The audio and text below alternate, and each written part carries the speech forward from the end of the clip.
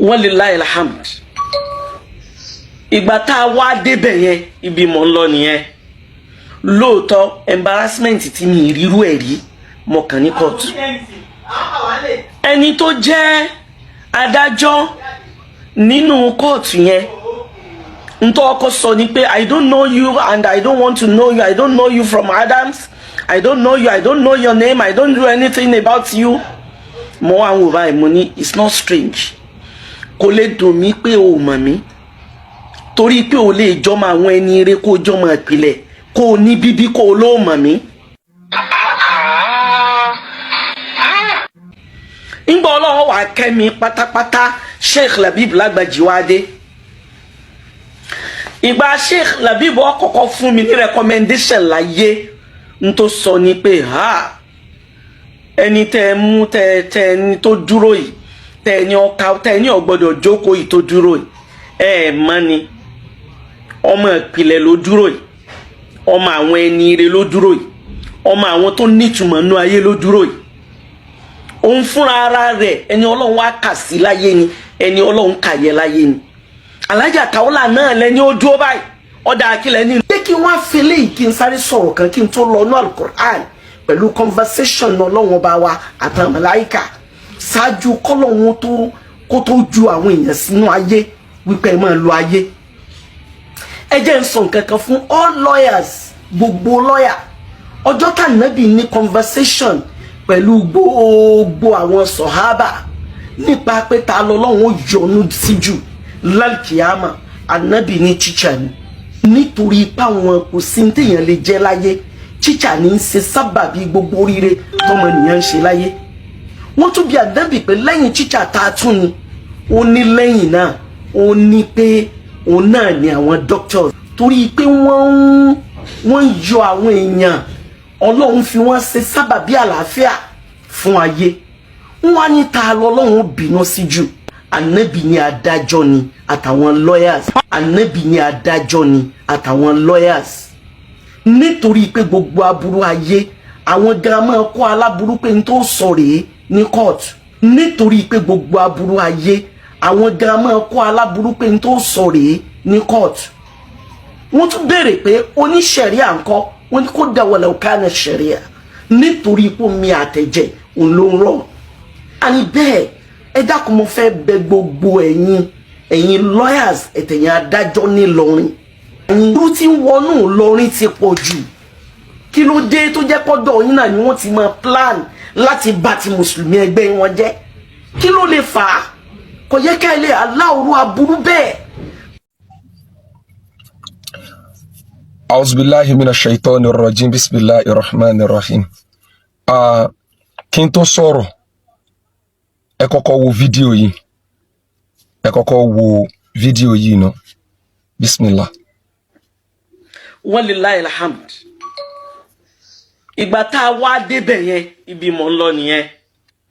Appreciation ni mo ń ṣe mo fi máa appreciate but àwọn nǹkan tó bá ṣẹlẹ̀ lóòótọ́ embarrassment tí mi ríru ẹ̀ rí mo kàn ní court.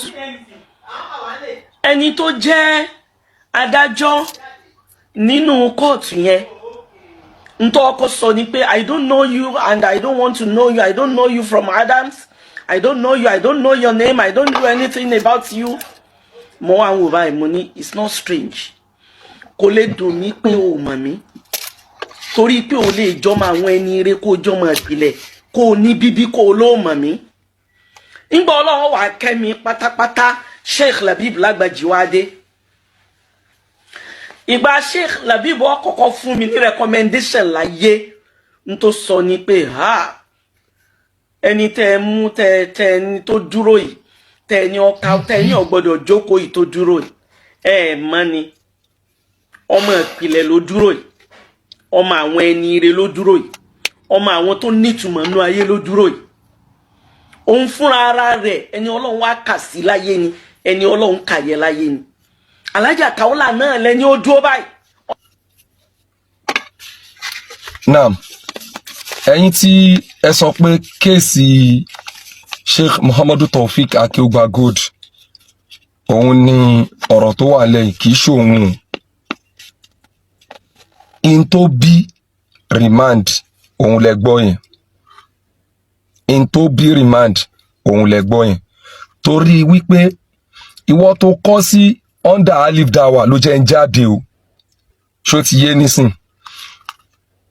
Wọ́n náà gbọ́ nǹkan tí o gbọ́ nínú fídíò yìí, tó bá jẹ́ ọmọ adájọ́ yẹn, o gbaṣẹ́ bàbá ẹ̀ gbaṣẹ́ ìjọba, èèyàn tó dá tó gbé wá síwájú ẹ̀ gẹ́gẹ́ bí oníṣẹ́ ìjọba, ó wá ń sọ fún bàbá tó bí ẹ ipe kì í ṣe ọmọ àwọn, máa gbọ́ o, generations àwọn, kì í ṣe pé tó o bá jẹ́ ọmọ ẹni rẹ̀, that's number one. Tó o ní bíbí ìyá àti bàbá adájọ́, ọmọ ìpìlẹ̀ ẹlẹ́ẹ̀kẹta, origin. Torí òun kọ́ síbẹ̀ yìí pé èsì tí mo fi sí under comment Madrasatu Wahabiyya tí mi ò mọ̀ from nowhere, òun sọ yìí pé èmi àti Madrasatu Wahabiyya we are fools, kò kàn mí kò dẹ̀ dùn mí, but mẹ́tẹ̀ẹ̀ta yìí ó mọ ìtumọ̀ ẹni. Nigerian government wọn mọ ohun tí wọ́n ń ṣe to have put somebody who subhanallah, in tó ń túmọ̀ sí tó ń sọ nìyẹn, ipe wọn mọ ohun tí wọ́n ń ṣe láti pé kí wọ́n fi ẹni tí ò ní integrity sí ipò adájọ́. Àwa tá gbà wọ́n náà gẹ́gẹ́ bí adájọ́ yẹn náà, àwa náà mọ̀ tá à ń ṣe lẹ́ ń sọ yẹn, ṣó ti yé nísìn. Now wọ́n náà ò gbọ́ nǹkan tá Ànábì Muhammad sọ ni sallallahu alayhi wa sallam. Ànábì kọ́ wa lẹ́kọ̀ọ́ nípa ahọ́n. Ó ní gbogbo ẹnikẹ́ni man kana yu'minu billahi wal yawmil akhir, ẹnikẹ́ni tó bá ní ìgbàgbọ́ pẹ̀lú Ọlọ́run àti ọjọ́ kẹyìn, falyaqulu khayra, má sọ nǹkan tó bá da, walau kana bínú ò bá ṣe máa bí ẹ tó. Ẹ̀kọ́ yẹn dà.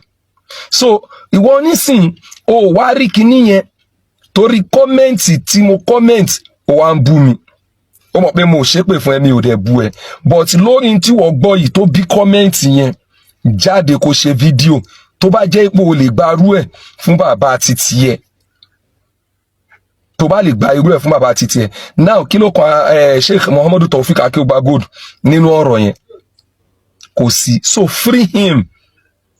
Eléyìí tó wà nílẹ̀, mi ò ní kò sí nǹkan mi láàrin àwọn méjèèjì o, but eléyìí tó wà nílẹ̀ yẹn o, free Sheikh Muhammadu Taofik Akewugba Gold. Wassalamu alaikum wa rahmatullahi wa barakatuh.